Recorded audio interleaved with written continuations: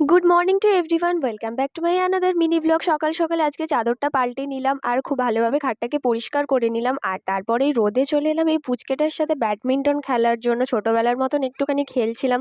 আর বিকেলবেলা এখানে জিমে গিয়ে দেখলাম আজকে ওয়াল পেন্টিং হচ্ছে। তো এতটা অরিজিনাল আর সুন্দর বানিয়েছিল কি বলবো। তো খুবই সুন্দর লাগছিল দেখতে।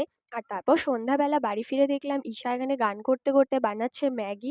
তো ম্যাগিটা আমিও বললাম আমাকেও একটু দিয়ে দিবি, আমার তো অনেক খিদে পেয়ে গেছে। আর এতটা স্পাইসি বানাচ্ছিল, ওর লোভ সামলাতে পারলাম না। তারপরে মা আজকে ডিনারে বানাচ্ছিল পনির। আর পনিরটা কি বানাচ্ছিল আমি ঠিক জানি না, সবজিগুলো সব কেটেই রেখেছিল। তো এখানে খাবার রেডি হয়ে যাবার পর গবলুদেরকে সবার আগে খাওয়াতে চলে এলাম। আগে দুধ দেওয়া হয়েছিল, ওটাকে সরিয়ে ফেললাম। আর দেখলাম পনিরটা পোস্ত মগজ বাটা এসব দিয়ে করেছে। আর হ্যাঁ, এখানে নলেন গুড়ের রসগোল্লা এটা দিতে কিন্তু ভুলে গেছিল মা। তারপর খাওয়ানোর মাঝখানে এটা দিয়ে গেল। তো ভিডিওটা কেমন লাগলো সবাই কমেন্ট করে জানিও। ভালো লাগলে লাইক, শেয়ার, সাবস্ক্রাইব করে দিও। বাই।